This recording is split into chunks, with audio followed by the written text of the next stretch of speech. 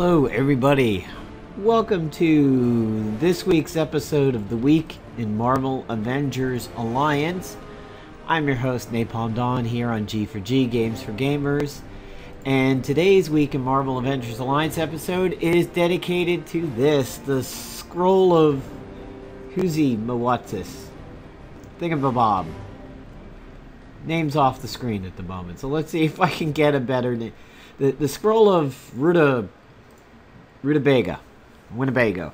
Okay, so this is probably a little unsung item that has popped up recently in the gold sale. You get it for free if you get the $50 or $100 worth of gold.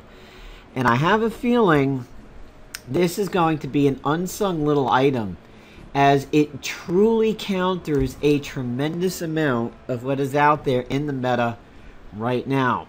So I'm going to do my last two matches of the day over here, and I'm going to show you what this thing can do. So, I'm not going to go ahead and use the Emerald Prism on this turn, simply because Molly's not doing anything yet. So the first thing I'm going to do is use the Scroll of Rutamarroth. I'm not even too sure what meat that's supposed to be. I mean, all the scrolls are named after meat, like chorizo and bologna and everything like that. I'm not really too sure what they're going for in this. But, as you can see, so far I have debuffed the enemy team with staggered and manipulated. So what this means is that the Hugin's Eye is straight out. The Hugin's Eye will not work anymore with this scroll, because it is manipulated. And holy shit, ow, that hurt. And oh, that's gonna be really dicey. Ooh. Thanks to the scroll, they will not be able to clear their debuff. So if they use the Light Fantastic or the Warm Zephyr or the Bologna scroll, nothing will happen. Instead, we get a T-Bolt glove. And not even too sure why that came out of full screen over there. Aha! Steam stuff. Okay. Let's get rid of you, and let's go back to full screen. So the other thing that it does is, because of the manipulated, if they happen to have had a Mystic, the Mystic would actually not do anything. So the first thing I'm going to do here is get my Emerald Prism on Molly, because her tantrum is going to be coming up, and I'm going to continue to exhaust them.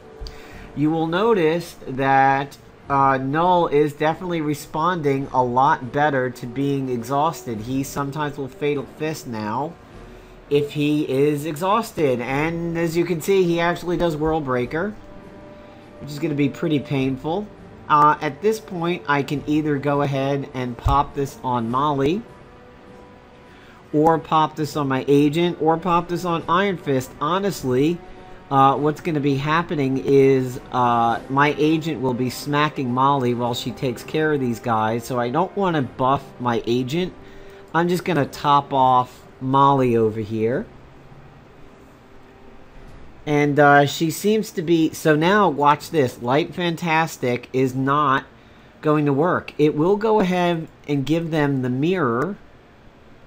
That's really about it. So what I'm going to do, thanks to the staggered, here is a watchful eye, and he's going to be guarding. However, I'm going to be capable of killing him, and I'm going to ramp Molly up using him, and then I will go ahead and work on the worthy with Molly being buffed up.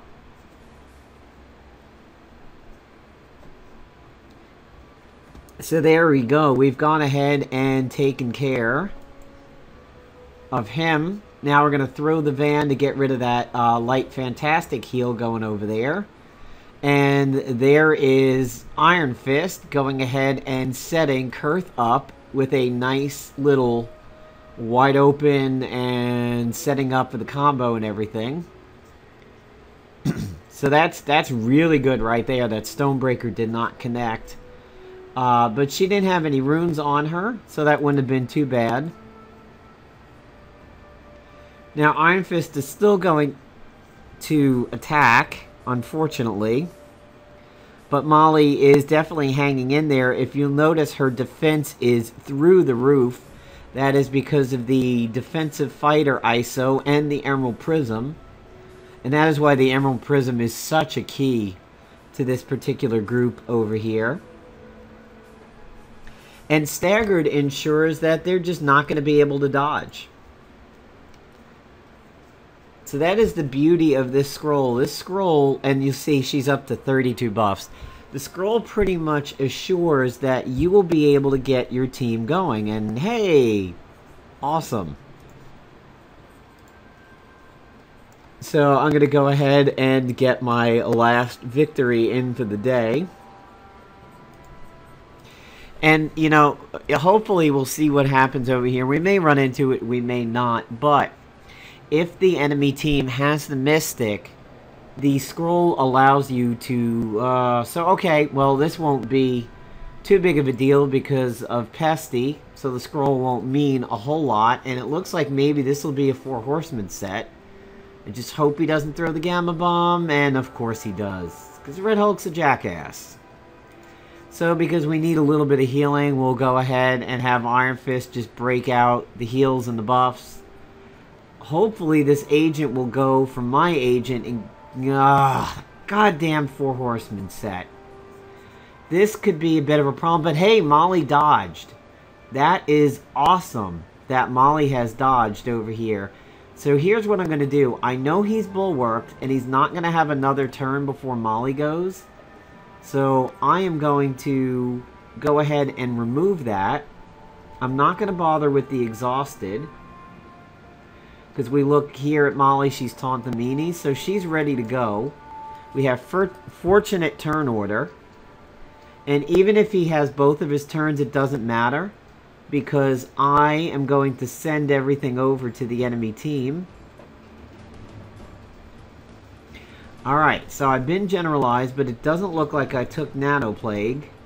And it's... oh, sweet. Finally, the candy goes off.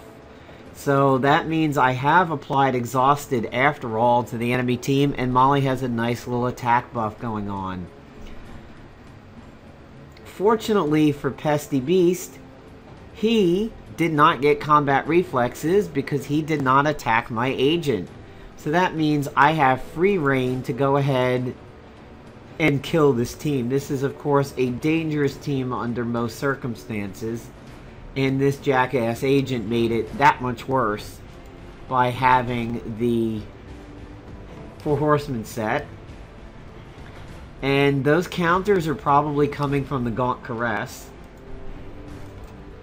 So we're going to dispose of that. And now we know Red Hulk is not protecting, and he will not be absorbing, and that is because of smart usage of my agent there in the first round by Black is voiding their buffs off. So there you go. There is the new scroll in action. There's my team in action. Let's run a compare and see how we stack up to the competition, because I always believe that's fair for the videos. It gives context. So I knocked them to be 100 points below me. Their health is way less. Their attack was way higher. Their defense was slightly higher. Their accuracy and evasion were much higher.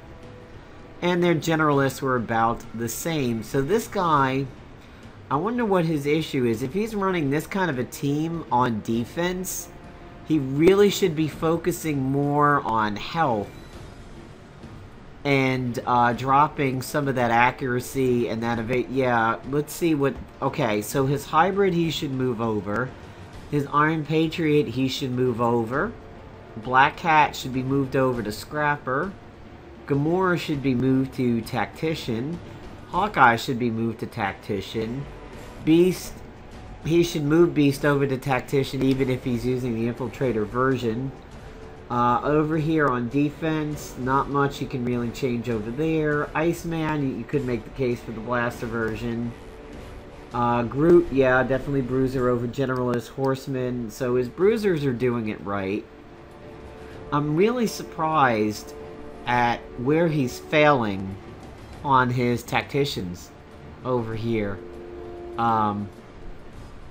Maybe he just doesn't have a lot of them. And his armory bonuses are pretty much flip-flopped from mine, but better. So my offense equals his defense, but his offense is definitely better than my defense. So let's run a profile check and see what he was running. So he's had an A to finish. He's finished all active chapters. On offense, it looks like kind of a standard offense over there. And he definitely was running the Four Horsemen set. But he was doing it with the blaster suit. And there's his armory. He slotted these, which is kind of stupid unless he has extras. You never slot weapons unless you have more than 2. The reason why I'm saying that is, like, imagine we got that whole patch about the quick actions to free actions, and, you know, quick actions got changed and whatnot. You're like, man, I really want to force my agent to do something. And you have 2 of an item. Well, you can slot 2 of an item in here. There's nothing stopping you. So if you ran like the Hugin's Eye and the Cosmic Cardinal and 2 things over here that are exactly the same, you know that your agent is going to use those 2 items. You know, there are people, not that you've seen it in recent PvP seasons, but there are people who used to run 2 cubes, the prototype and the synthetic cube. There's nothing stopping me from running 2 fantastic fixes. Or, you know, I'm researching the Legion, that knife that we saw over there, the blade, okay? So I have the blade naturally, the disruption blade, and I'm also researching it because I got enough Chromecast to do it, so I figure why not? I will have 2 Legion disruption blades and an MK1 blade. I can then slot the MK1 blade at that point because I will have 2 of the disruption blades. And honestly, they'll buff each other. I'm pretty sure I'll get set bonuses from having the 2. In other news, I did pick up the Hardlock energy rifle. I'm actually not that impressed with this device. It may be decent simply as a ranged pressure point gun and having a free downgrade with it. But technically I'm not really that impressed with the weapon. I think it does rather poor damage. So I've got Enchantress training up to 14. I want to see if maybe I can run her on defense. My defense, they're just, I don't know. They're not really getting it done. For 2 seasons now, I've had problems on defense where Pesty and Red Hulk used to be really solid. My team's just not doing it. When they win, they actually win really big. I've had some 17 and 20s, but they pretty much are just steady losing with a handful of victories over there. One of my last videos had their first victory, and it was huge. This one, let's see what I may have won against over here. So, it looks like I was attacked with the cube, the weather control device, the signpost, the Hugin's Eye. I can't really begin to guess what he was using, but there is my defensive team. The Hugins, the Rectifier, the T-Bolt Glove, and the Bishop. So here is my premise. The usage of the T-Bolt Glove every round will bring melee attacks to me.